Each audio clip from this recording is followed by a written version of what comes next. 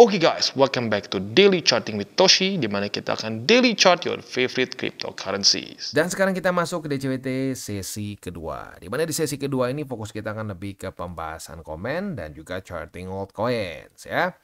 Reminder dulu, nanti malam kita akan keluar dua data penting dan dua-duanya bintang 3 ya. Ada initial jobless claim dan juga ada Philadelphia Fed Manufacturing Index. Nah, jadi siap-siap setengah 8. Buat lo yang punya posisi futures, dekat-dekat setengah 8, pertimbangkan untuk tutup posisi. Terutama buat yang konservatif ya. Buat yang agresif, ya pertimbangkan untuk pasang SL minimal ya. Oke, sebelum kita masuk ke chart, ada news dulu ya. News mengenai Mantra ya. Seperti yang kalian tahu, Mantra terjun payung ya. Dia minus sampai 90%. Dia kehilangan market cap-nya senilai 92 triliun rupiah ya.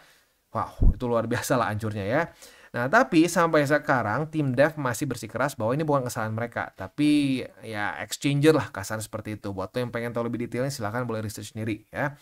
Nah, sekarang mereka ingin mengembalikan kepercayaan para investor dengan cara membakar semua token yang dimiliki oleh tim dev. Dan sekalian juga di waktu bersamaan menunjukkan bahwa mereka tidak bermain curang, mereka tidak ngebuang tokennya, buktinya dengan cara mereka burn, begitu. Itu semua bisa terlihat di blockchain, begitu ya. Nah, jadi kemungkinan besar itu dua tujuan utamanya. Yang pertama ingin mengembalikan kepercayaan terhadap proyeknya, dan yang kedua menunjukkan bahwa indeed mereka tidak jual token yang masih ada di mereka, begitu ya. Ya, tapi ini masih belum dilakukan ya. Kalau dari yang gua baca kayaknya masih belum dilakukan. Ya we'll see. Nanti kalau sampai benar dilakukan seperti apa ya. Nah, seperti yang kita tahu ya, Om itu nggak main-main. Ngedamnya itu 90% basically ya. Nah, di sini awalnya mereka itu kan punya 17% dari total supply si tokennya, which is itu sekitar 1,9 miliar USD. Kalau dirupiahkan jadi sekitar 32 triliun. Nah, sekarang udah merosot drastis ya. Jadi cuma 3,9 triliun saja. Nah, jadi lagi-lagi tujuannya adalah untuk ya mengembalikan kepercayaan sih. Main poinnya seperti itu ya. Nah, tapi tentunya selalu ada pro kontra, ada yang salut, ada yang skeptis. Yang salut banyak memuji bahwa wah ini berani nih ya, tim devnya berani komitmen, transparansi dan juga mau berkorban gitu. Nah, tapi yang skeptisnya menyatakan bahwa oke, kalau seperti itu apa insentifnya gitu. Insentif dari si tim devnya untuk benar-benar mendevelop si projectnya begitu ya. Nah, apakah akan cukup kuat untuk membangun lagi project ini? Ya ada benernya juga, dua-duanya ada benernya ya. Dan gini, mungkin kalau saran dari gua, ya jangan sampai kena tragedi kayak Lunsi ya. Jadi bukan lunanya tapi Lunsinya. Dimana setelah dia habis hancur, itu kan kita tahu ada jadi dua ya, ada Luna klasik, ada Luna yang baru. Nah, banyak yang berharap Luna klasik ini dipom-pom dibalikin lagi ke harga awal. Hati-hati ya, itu banyak sekali orang yang minus sampai sekarang. Begitu kena jebakan Batman di situ. Apalagi udah kena 2022 kan mulai masuk bear market tuh. Wah, kehajar setahun ya, itu muntah darah deh buat yang ancur-ancuran, buat yang gila-gilaan berharap Lunsi balik ke awal. Ya itu gue ngelihat sendiri dengan mata kepala gue sendiri dan gue sangat sarankan jangan beli, tapi tetap aja ada yang beli ya. Nah, gue bukan bilang Mantra pasti akan persis seperti Lunsi, enggak ya, gue bukan bilang seperti itu, tapi ada resiko yang cukup besar. Apalagi sekarang di media Mantra ini selalu dibanding-bandingkan dengan Luna. Begitu, dengan tragedi Luna di 2022. Begitu. Jadi please jangan sekarang gini ya, buat lo yang belum pegang tokennya sama sekali gitu ya, lu masih nol, lu ngerasa bahwa wah gila nih, tim devnya mau gila-gilaan, mau all in nih. Udah deh, gue juga ikutan, gue hajar ya, gue beli Luna gila-gila, Luna lagi, gue beli Mantra gede-gedean juga, berharap dia balik ke harga awal. Jangan, resikonya nggak make sense menurut gue ya. Nah, tapi buat lo yang misalkan udah punya nih, udah nyangkut kemarin Mantranya begitu ya, udah nanggung kan ya, udah minus 90% juga begitu kan, sudah kasarnya tuh kalau lo udah kejebur tuh udah setengah badan begitu ya, sudah lah sekalian berenang begitu. Tapi buat lo yang belum kejebur, buat lo yang belum masuk gitu ya, belum kecemplung ya, jangan gitu ya. So please jangan sampai tergoda untuk gila-gilaan begitu. Walaupun ada aja kemungkinan, we'll never know. Oh ini kan kripto bang, we'll never know. Ya benar, we'll never know, mungkin aja bisa dia rally lagi. Nggak usah ke full deh, setengahnya aja udah bagus gitu kan dari posisi minus awal gitu. Nah tapi kalau nggak gimana? Nah itu, kita harus berpikir dulu resikonya, jangan berpikir dulu profitnya. Nah itu yang seringkali membuat orang ancur lagi di market. Begitu. Jadi itu reminder gua mengenai Om ya. Buat yang udah kecemplung, nyangkut sejak sebelum minus 90 ya sudah nasi menjadi bubur. Ya udahlah nggak apa-apa, lu hold juga nggak masalah ya. Tapi buat lu yang mimpi di siang bolong, berharap tiba-tiba kaya dalam waktu cepat gitu, berharap ini tim devnya sakti bisa ngepom-pom lagi berapa ribu persen, hati-hati ya. Jangan mimpi di siang bolong gitu ya. Oke. Langsung aja kita masuk ke chart. Untuk BTC kita bisa di sini mulai ada penguatan malah ya. Mulai ada penguatan tetapi ya nggak sampai ekstrim banget sih. Ya lagi-lagi kalau gua masih concern ya, S&P 500 itu sudah drop duluan kemarin ya. Nah, ada potensi yang lumayan BTC bisa ikutan juga. Begitu sama seperti di sini ya. Ingat nggak waktu di sini? Waktu S&P terjun payung ya. Nah, di sini banyak yang bilang, "Wah, hebat. Sekarang kripto sudah bebas dari S&P, sudah bebas dari elit global." Taunya cuma telat aja begitu, udahnya diem lagi tuh orang-orang yang sama. Hati-hati. Gue bukan bilang akan percis sama seperti ini karena market seperti yang gue sudah bilang nggak ngulang, market tuh berirama begitu. Nah, tetapi ya ini nggak bisa kita tutup mata melihat ini. Ada kemungkinan bisa ngikutin lagi begitu ya. Ya itu aja, itu reminder gua untuk urusan BTC. Next untuk BTCD kita bisa lihat di sini ya mulai ada corrective movement, tapi seperti kita bisa lihat ya corrective movementnya belakangan ini nggak terlalu signifikan, bahkan nggak sampai kena EMA 20. So just keep it 70-30, jangan aneh-aneh lah ya. Buat lo yang kepikiran aneh-aneh, ingat lagi 2024 berapa banyak orang yang muntah darah karena pengen mendahului market. Nggak apa-apa bang, sekarang kita gila-gilaan dulu bang ya, nanti kita ini kayak nyolong start bang. Oh iya, nyolong startnya gimana, udah minus berapa gitu. Nah itu aja reminder dari gua ya. Ingat, kita tunggu sampai balance sheet mulai flat deh ya, nggak usah QE dulu, flat dulu ya, flat dulu aja ya. Nah itu udah pertanda bagus, tapi selama dia masih ya katanya sih flat tapi turun lagi, katanya sih flat turun lagi, udah jangan aneh-aneh dulu deh, jangan mikir yang kejauhan gitu ya. Keep it 70-30. Oke.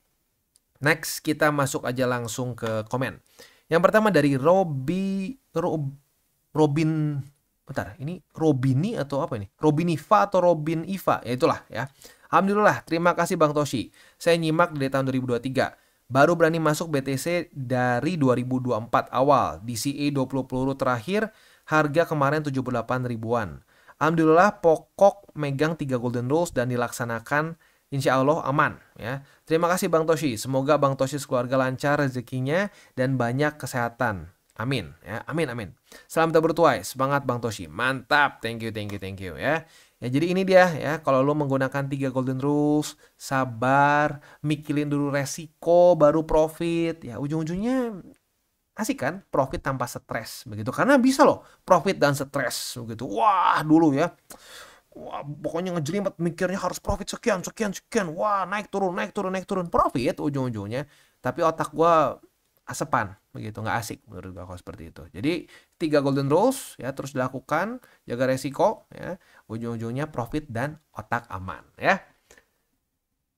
Next dari Johan Santosa ya.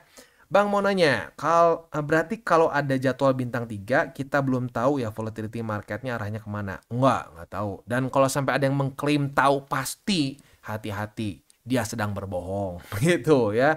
Kalau dia menganalisa gitu ya, mengira-ngira si si Trump mau bukan Trump lah lebih tepatnya, ini kan Jerome lah ya terakhir ya. Jerome mau ngapain tuh oke lah kalau dia mengira-ngira. Tapi kalau ada yang mengatakan, wah arah market akan ke sini karena nanti Jerome akan ngomong begini, nggak ada yang tahu begitu ya. Dan ini ya volatility sesuai dengan namanya volatile. Volatile itu bisa cepat naik maupun turun, begitu bergerak dengan cepat begitu. Jadi ya hati-hati aja sama orang yang mengklaim dia tahu mau kemana begitu. Dan bahkan gini loh, kadang-kadang lebih sakti lagi apa ya, tebak-tebakannya benar pun bisa nggak menghasilkan harapan yang nggak menghasilkan hasil yang sesuai diharapkan begitu. Kayak contoh misalkan ya, data kayak misalkan contoh kemarin di sini ya, misalkan core retail sales ini kan better than expected, harusnya dolar meningkat ya.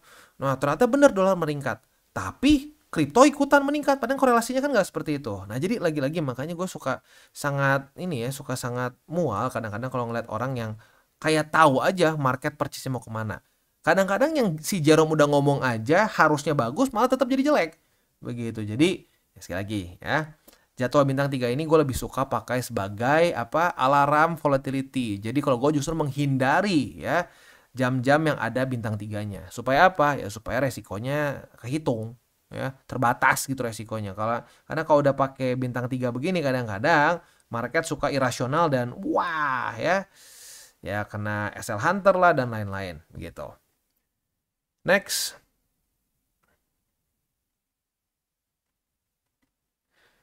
Dari Fako Basten ya.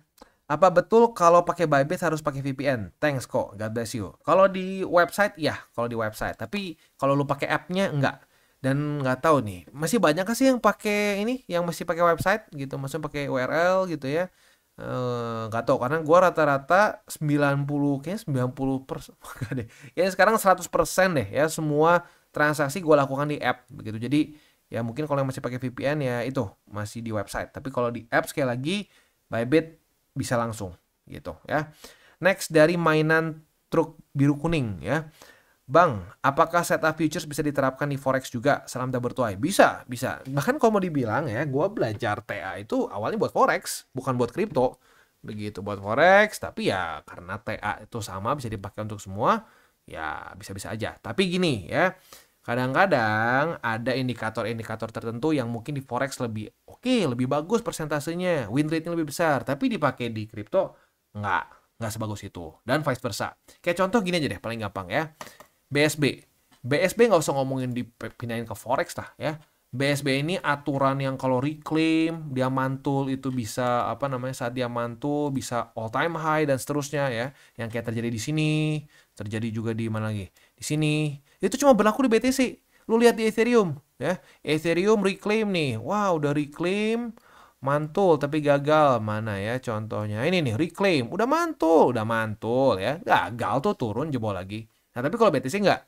Nah, jadi TA berguna, tapi efektivitasnya bahkan dari pair ke pair aja berbeda. Begitu. Nah, jadi itu makanya kadang-kadang ya, gue tuh suka rada bingung juga kalau kalau ada orang bilang, wah TA tuh nggak guna, buktinya gue loss. Nggak mungkin lu nggak tahu aja cara pakainya gitu. Rata-rata orang gitu nggak tahu cara pakainya, berpikir bahwa wah ini nggak bener nih. Sama kayak gini deh ya. Lu bisa nyetir mobil biasa begitu ya. Tiba-tiba lu dikasih mobil F1 gitu. Nah, lu nggak ngerti cara pakainya itu ada berapa banyak tombol ya, ada berapa banyak jenis. Itu untuk elektrik sistemnya, untuk sistem hybridnya mereka aja ada berapa jenis tuh. Nah, lu nggak ngerti, nggak berarti jadi sampah kan? Nah, itu ya. Jadi gitu aja sih sebenarnya ya. Bisa dipakai buat semua, cuman settingannya kasarnya berbeda-beda dan efektivitasnya berbeda-beda dari satu ke yang lain gitu ya. Next. Dari Cristiano Nino. Halo Om Toshi, semalam sewaktu Jenderal bermulut mahal, aka Opa Jerome akan bersabda, posisi pada futures time frame 1 jam ada satu candle sell panjang bener buat BTC ya. Bener kata Om, sebagai retail kita bereaksi kepada market. Yes, jangan coba nyuruh-nyuruh ya. Nah, sekarang saya masih main futures dengan modal sangat kecil setelah bongkar semua BTC untuk urgensi keluarga 2 bulan lalu ya. Sekarang juga saya mulai kembali pelan-pelan kumpul modal dengan rasio 80-20 dalam trading untuk semua time frame kalau mau entry. Data dan fakta memang menyakitkan Om. Tetapi apabila kita bereaksi dengan bijak berdasarkan data tersebut, maka jantung berdetak dengan normal. Yes, benar ya. Ya, beda kalau pakai dukun, jantung copot pun serasa normal. Keep sharing Om.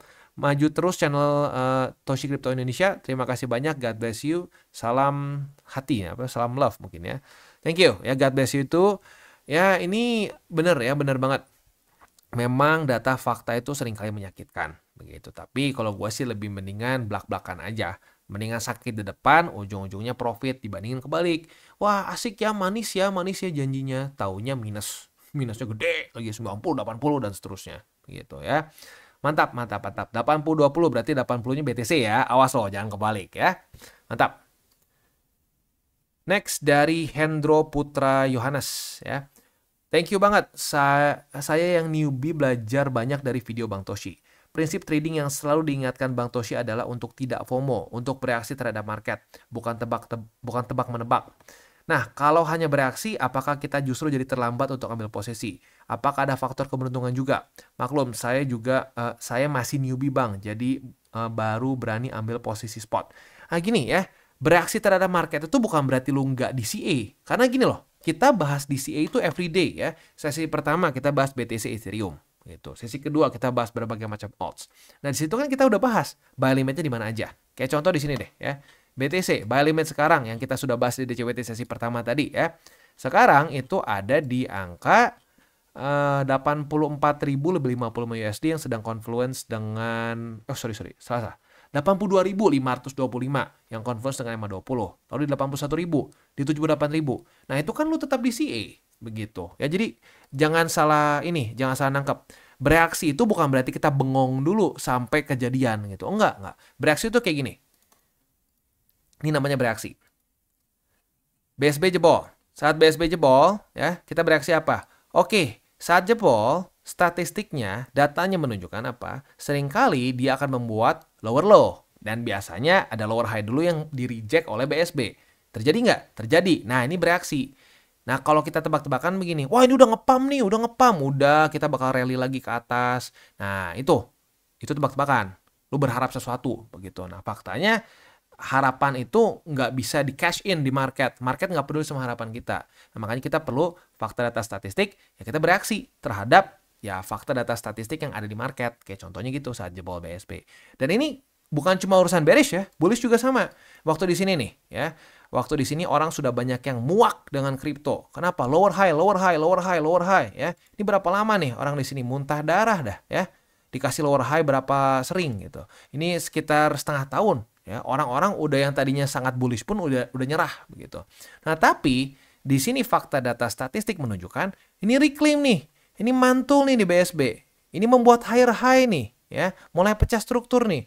Nah, ya sudah, fakta data statistik seperti itu, maka reaksi kita adalah oke, main scenario gua bullish. Begitu. Nah, di zaman situ ya gue dimakiin, wah, bullish lu mau bikin orang nyangkut ya, bangke bla bla bla bla bla. Di sini juga ada dukun yang bilang, lihat nih ya, gue udah bukan dukun lagi, gue Tuhan market katanya ya. Ini market bakal drop ke 40.000 katanya, pasti karena gue Tuhan katanya. Ngomongnya Tuhan loh, gila kan? Ya, emang orang di internet tuh banyak yang sinting kayaknya ya. Nah, tapi apa faktanya? Naik lagi ke atas kan? Kenapa? Karena fakta data statistik. Nah, itu yang kita sebut sebagai bereaksi ke market. Jadi bukan kita bengong nungguin sampai ngedump atau nungguin sampai ngepump. Enggak. Kita tetap melakukan DCA sesuai yang kita bahas di DCWT sesi 1 dan sesi 2. Tapi ya jangan kita nebak-nebak. Begitu ya. Sip, semoga kejawab ya. Beres. Oke, itu kurang lebih untuk pembahasan komen di DCWT sesi kedua ini. Nah, sebelum kita masuk ke chartingnya seperti biasa, gua akan disclaimer dulu bahwa semua konten dari TCI bukanlah financial advice. Ini semua bentuknya adalah edukasi ya. Lalu bagaimana cara untuk mendukung TCI? Ada banyak caranya. Lu bisa like our video, bisa share our video, atau juga bisa menggunakan link referral kita di bawah.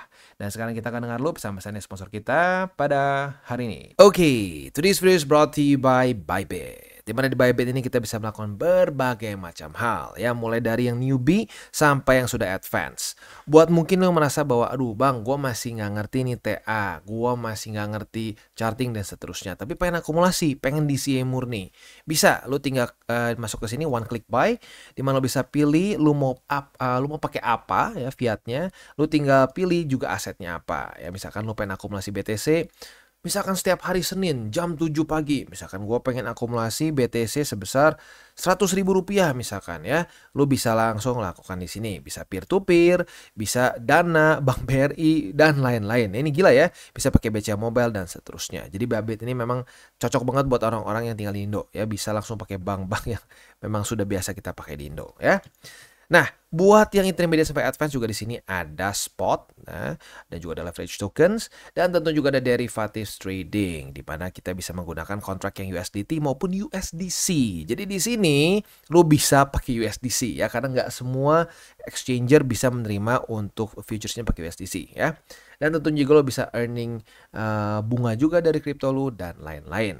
Dan tentu juga di sini kita bisa melakukan copy trade ya, di mana copy trade dari Bybit ini sudah cukup terkenal ya, dan kita bisa mendapatkan keuntungan juga.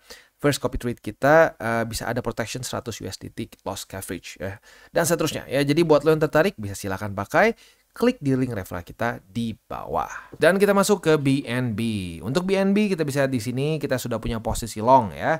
Karena ini walaupun begini ya, tetap ini udah dapat setup long. Karena ini kan pertama kali terbentuk nih di tanggal 13 dan 14. Dia naik, retest 1, retest 2 dapat shortnya udah profit kemarin ya. Nah, di sini udah ada setup baru, retest 1, retest 2 sebagai support. Nah, cuman posisi long kita masih belum kena target TP di EMA 20 ya. Ya at least buat yang agresif ya. Kalau buat yang konservatif udah TP duluan kemarin malam ya. Nah, buat yang agresif jangan lupa EMA 20-nya geser nih ya. Sekarang ada di angka 586,165. Ingat, kalau kita target TP-nya di MA sesuai dengan namanya, ini akan bergerak moving average gitu. Dia bukan static ya, dia akan terus bergerak. Jadi hati-hati, jangan sampai lupa target TP-nya harus diupdate ya. Oke, untuk posisi spot ada di angka 591,475, di 598,716 dan di 550,022 ya. Next kita masuk ke Cardano. Untuk Cardano masih belum ada setup future sejak dia jebol di sini ya. Nah, selanjutnya ya berarti langsung aja ke spot. Untuk spot kita bisa di sini ada di angka 0,55634. That's it ya. Next kita masuk ke Solana. Untuk Solana kita bisa di sini kita sudah dapat posisi short itu sebentar. Kita dapat short itu di sini nih ya. Di sini. Nah, buat yang konservatif harusnya udah TP di sini karena ada jam rawan nih ya. Ada jam-jam rawan, udah ke TP harusnya. Nah, buat yang agresif sayangnya cut loss. Nah, jadi sekali lagi, ini miskonsepsi ya. Banyak orang yang berpikir bahwa yang agresif tuh bakal lebih profit. Enggak juga. Begitu. Itu sering kali jadi ada miskonsepsi seperti itu karena kenapa? Target TP yang agresif biasa lebih dalam. Nah, kalau dia kena target TP-nya kelihatannya selalu lebih besar dibandingkan yang konservatif. Padahal yang konservatif seringkali juga selamat dari cut loss karena ya dia tutup di jam-jam rawan. Begitu ya. Jadi yang konservatif udah TP, yang agresif sayangnya cut loss ya. Nah, untuk hari ini sudah terjadi retest di support dan resisten. Nah, ini menarik nih besok. Kalau daily close-nya masih di tengah-tengah ya di antara dari support dan resisten ini, nah besok ada potensi kita bisa buka 2 atau kita bisa minimal gini deh, limit 2 posisi futures. Tapi ya itu nanti aja deh, kita tunggu sampai besok close-nya gimana ya. Oke. Untuk posisi spotnya ada di angka 130,19 yang sedang confluence dengan EMA 50, lalu juga ada EMA 20 dan juga 118,60. Oke, itu kurang lebih untuk DCWT sesi keduanya. Sebelum kita tutup seperti biasa gue ingatkan lagi 3 golden rules. Jangan pakai uang panas, jangan over leverage, berpikirlah jangka panjang. Dan yang terakhir, salam tabur tuai. Apa yang lo tabur akan lo tuai, jadi taburlah sebanyak mungkin hal baik. Oke guys, jadi itu adalah akhir dari segmen DCWT kita pada hari ini. Dan jangan lupa bagi kalian yang merasakan manfaat dari segmen ini, jangan lupa untuk share ke teman-teman kalian. Dan apabila lu pengen mensupport channel kita, ya TCI, jangan lupa untuk menggunakan link referral kita di bawah. Nggak wajib ya, tetapi apabila lu menggunakan link referral kita di bawah, ada macam-macam ya, dari Bybit, Huobi, Maxi, toko kripto, dan banyak lagi ya. Ya, walaupun nggak wajib, tapi kalau menggunakan link referral kita, lu secara langsung membantu perkembangan dari TCI. Dan satu lagi, jangan lupa juga untuk join Telegram group kita, di mana kita bisa ngobrol-ngobrol santai mengenai dunia cryptocurrency secara 2 arah. So, jangan lupa untuk like, subscribe, klik the bell icon, and see you on the next video.